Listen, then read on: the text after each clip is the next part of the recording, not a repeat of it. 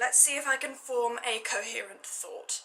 This should be interesting. Hello there everybody, I hope you're having a lovely week, and if you're in England you're enjoying this beautiful sun that we've been having. It's been amazing. I've got my short sleeves out, I've got my shorts on, that probably looks like I'm wearing nothing. So yesterday I was lying out in my bathing suit, just in the sunshine, and I was reading this beautiful book right here that I'm going to attempt to explain the awesomeness of to you. It's called We Were Liars by Lockhart, and it is the BOOKSPLOSION book of the month. If you don't know what BOOKSPLOSION is, it is a read-along kind of thing that Jessie the Reader, Ariel from Ariel Bassett, Raylene from Padfoot and Prongzo 7, and Kat from Catty-tastic, they all host this read-along, and there's like a live show at the end and you talk about it. But this wasn't actually the reason that I picked up this book or got given this book, because my friend Chelsea, wonderful friend that she is, she lent me this book and she was like, it's incredible, just read it. And so thank you Chelsea if you are watching this. I loved it. I'm so glad you lent it to me. So this book follows this girl called Cadence, and she is from a privileged background, and every summer she goes to this island, and on this island things happen, obviously, and this book basically follows one summer, and what an eventful summer it is. Blimey. This book is only 225 pages, but in that 225 pages you are emotionally wrecked and dragged through the dirt and just misled and misled again, and it's incredible. It's such a great novel. Due to the nature of this novel and the fact that you going into it blind is probably the best thing you can do with it, I'm gonna say now that I'm not gonna tell you anything about the plot. Purely because if you know about the plot then it doesn't work as well, and I think that would ruin the book for you. With that in mind, here is where I'm telling you, if you haven't read the book, stop watching this video now. Just stop. So if you are watching this part of the video, you have read this book. If you are watching this part of the video and you haven't read this book, either stop now or carry on at your own risk. It's your funeral. I will not be held responsible for any emotional or physical trauma that comes with me spoiling this book for you. So I'm just gonna jump straight in there. The ending. Incredible. I did not see that coming. I was sat there, I was like, what? Oh my god, no! No, why? Why, Cadence, why? Oh my goodness, it was incredible! And I didn't know, I mean, I didn't have an inkling of what was happening until like, just like the chapter just before the end.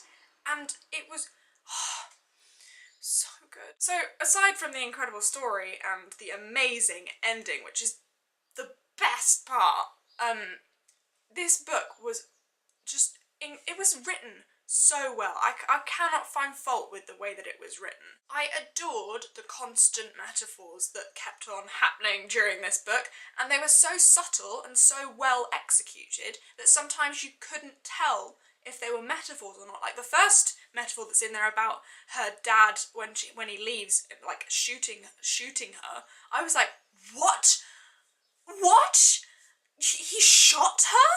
I'm sorry, what? I had to read it about 5 times over, then realise that she was shot emotionally. Her emotional and mental sort of state was shot to pieces, and I adored that. And because they were so subtle and so well executed, often you couldn't really sort of tell, and I think that really added to the liars element of this book, because you didn't know whether they were sort of telling the truth or they were lying.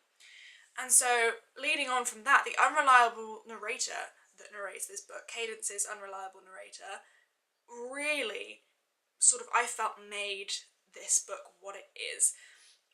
Because this unreliable narrator takes you on this journey and you really do learn with Cadence what happened to her and what happened on that fateful summer. The fairy tale inputs in between chapters was such an unorthodox and original idea, and I adored it because there were all of these analogies and hints into the actual story and sort of all of the themes I felt were drawn into those fairy tales and made into like a fable almost. Well, not a fable because they're not animals, but it had a moral message in those fairy tales, as so many fairy tales do, but the moral message was relative to the story, and I just felt like that was the most incredible thing that E. Lockhart could have done to put in there, and I'm so glad that it was in there. Also, the characterization, the triads, like the words used to describe these characters, the main characters, the foundation sort of you're given, like Gat, who's contemplation and enthusiasm, ambition and strong coffee.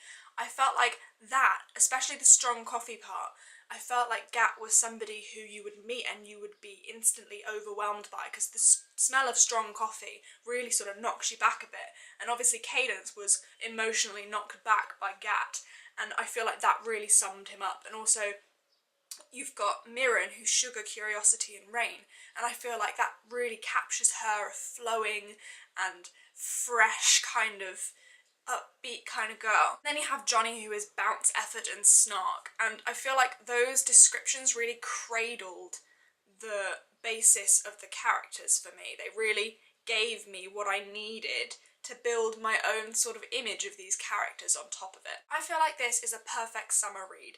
There are some beautiful passages in there that I have not marked in that copy because it's not mine, but I've written down. I had my phone next to me for the entire time and I was writing down page numbers and quotes, and it's just incredible.